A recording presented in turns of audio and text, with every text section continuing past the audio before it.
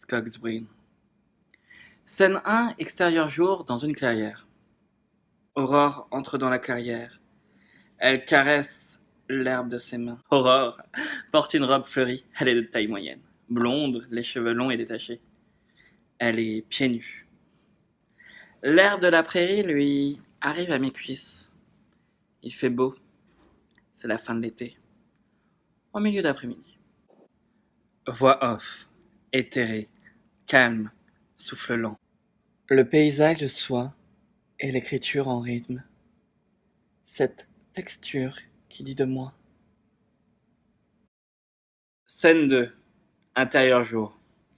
Dans un café d'une gare, Aurore est assise à une table d'un café avec un collègue, Armand. Armand est habillé d'un costume 3 pièces, les cheveux châtains, courts. Il n'a pas de barbe, il est jeune, une peau lisse et fraîche. Aurore porte un chemisier blanc avec des boutons, comme ceux des vestes d'officier. Il est rentré dans son pantalon noir auquel s'ajoute une ceinture noire à grosses boucles. Armand parle beaucoup.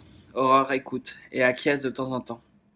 Elle ne parle pas. Son regard est vide, absent. Ils sont l'un en face de l'autre. Sur leur table, une tasse de café et un verre de Perrier. Armand en buvant une gorgée de café. L'autre jour, Honoré m'a dit que la com participe autant au travail que le travail lui-même. Je suis assez d'accord avec lui là-dessus. Il faut quand même bien penser à ce qu'on vend en plus de son produit pur. Armand, jouant avec le sucre. Au final, c'était un état d'esprit ou peut-être un rêve.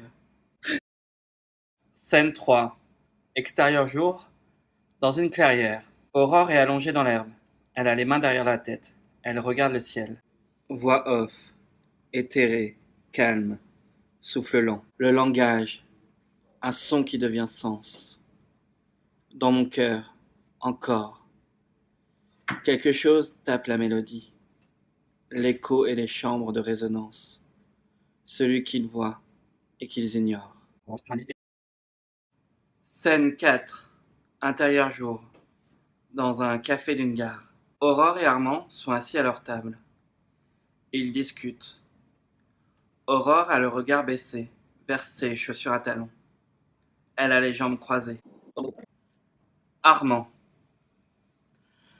Perso, j'ai remarqué que les porteurs de projets culturels ont un énorme handicap, finalement. Aurore, subitement attentive. Ah oui? Et c'est quoi selon toi?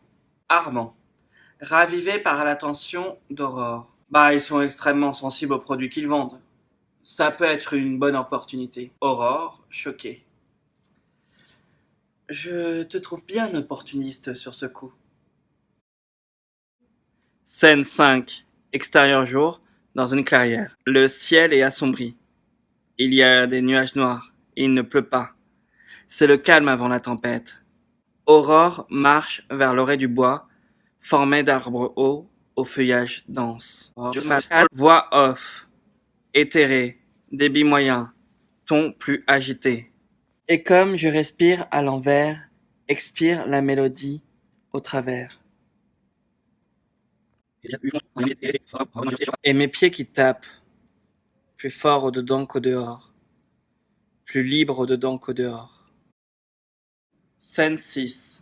Intérieur jour, dans une gare. Aurore et Armand sont assis sur des marches dans une gare. Ils sont tous les deux, ils parlent.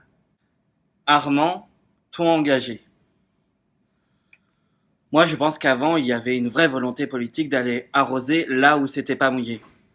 Les gens avaient plus de cran et surtout, ils s'en foutaient un peu plus. Aurore, neutre. Possible. Je pense d'ailleurs être de ces gens-là. Après, je pense que maintenant, il ne faut pas hésiter à se faire aider. On n'ose pas assez demander. Aurore ne regarde plus Armand. Elle a détourné le regard dans le vide. Au final, moi, ce qui m'intéresse, c'est le processus. Encore plus que le produit fini. Sunset. Extérieur jour. Dans une forêt. Aurore est au milieu des arbres. Il pleut. Quelques gouttes d'eau lui tombent sur le visage. Elle danse dans la forêt. Voix off. Plus animée. Il se passe tant et tant de choses dedans.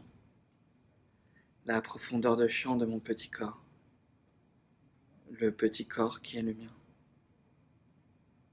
Noir.